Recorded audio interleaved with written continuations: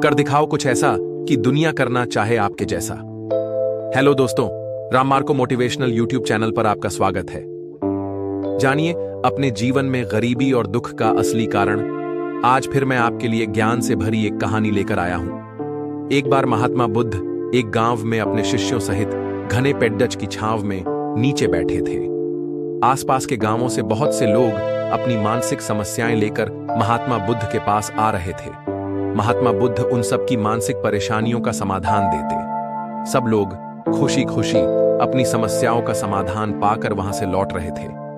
वहीं से कुछ दूर बैठा लोगों को बुद्ध के पास जाते देख एक दुखी भिखारी अपने भाग्य को कोसता हुआ यही सोचने लगा कि अभी कुछ देर पहले तो ये लोग दुखी मन से मुंह लटकाए उन महात्मा के पास गए थे और अब इतना खुश होकर कैसे वापस लौट रहे हैं।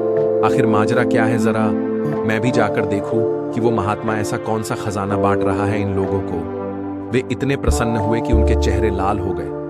जब वो दुखी भिखारी कुछ नजदीक गया तो उसने देखा कि ये महात्मा तो लोगों को प्रवचन देकर लोगों के दुख का निवारण कर रहे हैं। यह देखकर भिखारी के मन में भी तीव्र इच्छा हुई कि क्यों न मैं भी इन महात्मा को अपना दुख बताऊं। मुझे भी अपने दुख का समाधान अवश्य मिलेगा।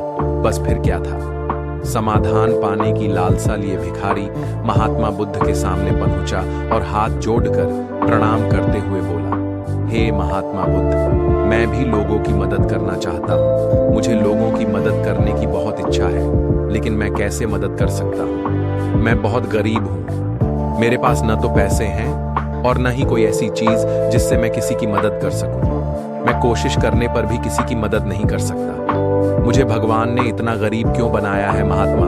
मुझ पर कुछ कृपा करो। इतना बोलते हुए भिखारी रोने लगा। महात्मा बुद्ध बोले, आप बहुत अज्ञानी हैं, क्योंकि आप अभी तक इस भ्रम में जी रहे हो कि तुम्हारे पास कुछ नहीं, जबकि दूसरों को कुछ देने के लिए तुम्हारे पास बहुत कुछ है। तुम बिना धन और वस्तु के भी दूसरों की मदद कर सकते हो। तुम्हारे पास जुबान है जिससे तुम मीठे शब्द बोलकर किसी के दुखी चेहरे पर मुस्कान ला सकते हो। इन्हीं शब्दों की ताकत से तुम किसी के भी टूटते हौसलों को फिर से मजबूत कर सकते हो। इन शब्दों की शक्ति से आप किसी के भी मन में सकारात्मक विचारधारा के बीज बो सकते हैं और उसे गलत रास्ते पर जाने से रोक सकते हैं। तुम्हारे दो हाथों से किसी भी कमजोर या लाचार व्यक्ति की सहायता कर सकते हो। आपके दो आंखें किसी अंधे को रास्ता दिखा सकते हैं। तुम किसी के लिए दुआ कर सकते हो।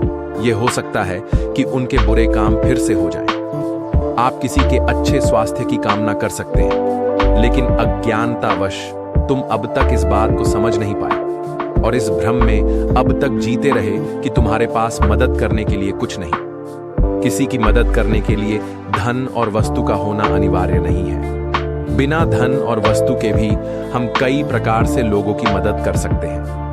महात्मा बुद्ध के ज्ञान से भरे ये सुंदर शब्द सुनकर भिखारी के चेहरे पर मुस्कान आ गई और वह खुशी से झूमता हुआ वहां से चला गया। दोस्तों, महात्मा बुद्ध की इन बातों से बहुत कुछ सीखा गया। आजकल बहुत से लोग यह सोचकर दुखी होते हैं कि मेरे पास ये नहीं है, वो नहीं है, बल्कि जो आपके पास है उसी में संतुष्ट रहना सीखें और बिना मतलब के लोगों की मदद करें। इन्हीं से आपको परम सुख की प्राप्ति होगी।